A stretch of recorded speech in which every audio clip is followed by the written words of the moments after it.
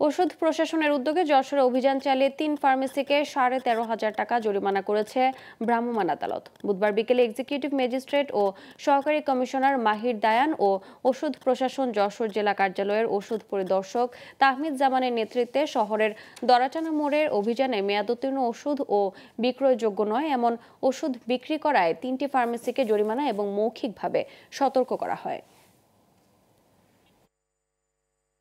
3টা ফার্মেসিতে আজকে আমরা মোবাইল কোর্ট পরিচালনা করেছি এবং এই ফার্মেসিগুলোতে আমরা মেয়াদ উত্তীর্ণ ওষুধ পেয়েছি, পাশাপাশি ফিজিশিয়ান স্যাম্পলও পেয়েছি। এমনকি কিছু কিছু ফার্মেসিতে আমরা 2020 এবং 21 সালের মেয়াদ উত্তীর্ণ ওষুধও এই 2024 সালে এসে পেয়েছি। আইন অনুযায়ী আমরা তাদেরকে প্রাথমিক সতর্কতা স্বরূপ আজকে একটা লঘুদণ্ড স্বরূপ আপনার কিছু প্রাথমিক জরিমানা করেছি।